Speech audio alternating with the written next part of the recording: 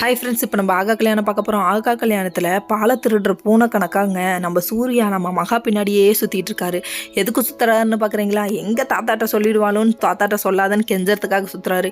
இது புரியாமல் நம்ம சித்ரா வந்து நல்லா உசுப்பேற்றி விடுறாங்க நம்ம ராஜலட்சுமியை. ராஜலட்சுமிக்கு தெரியும், ஆனால் இருந்தாலும் தான் பையன் மேலே ஒரு சந்தேகம். எதுக்குமா இந்த சந்தேகம்? உன் பிள்ளையாச்சே, கண்டிப்பாக அவன் இன்னைக்கு மாற மாட்டார். இன்னொரு பக்கம் நம்ம ஐஸ்வர்யா வந்து நீங்கள் என்னைக்கு தான் இப்படி இருக்க போகிறீங்க, நம்மளாம் லவ் பண்ணி கல்யாணம் பண்ணோன்ற பேர் அப்படின்னு சொல்லிட்டு வைத்தறிச்சல் படுறாங்க.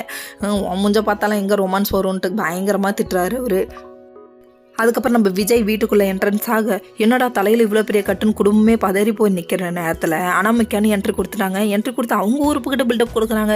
எல்லாரும் விஜய் தலையில் உள்ள கட்டை விட அந்த அனாமிக்கா பேசுகிறதே பார்த்துட்ருக்காங்க. அதுக்கப்புறமா இவங்க தான் என்னோடய ஃபேன்ஸு, அதனால் அதாவது ஃபேன்ஸில் ஒருத்தவங்க அனாமிக்கான்னு சொல்லிட்டு இன்ட்ரடியூஸ் பண்ணி வைக்கிறாரு. அடேங்கப்பா, பயங்கரமாக துடிக்கிறாங்க, பதறாங்கன்னு குடும்பமே சேர்ந்து கலாய்க்குது. இந்த கலாய்ச்சலுக்கு ஒன்றும் குறை இல்லை அப்படிங்கிற கதையாக.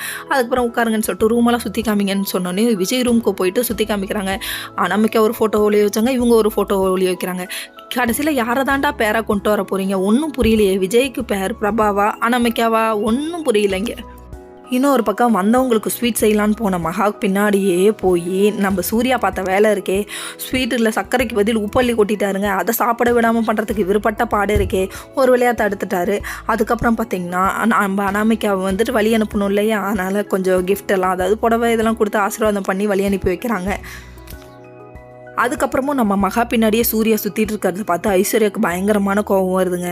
இதுக்கப்புறம் சித்ரா ஒரு பக்கத்து வேறு ஊசி பேத்திட்டு இருக்காங்க. இப்படியே இருக்கட்டும், எல்லாமே நல்லதுக்கே அப்படின்னு நினச்சிப்போம். ஓகே ஃப்ரெண்ட்ஸ், நெக்ஸ்ட் வீடியோவில் பார்ப்போம். பாய்.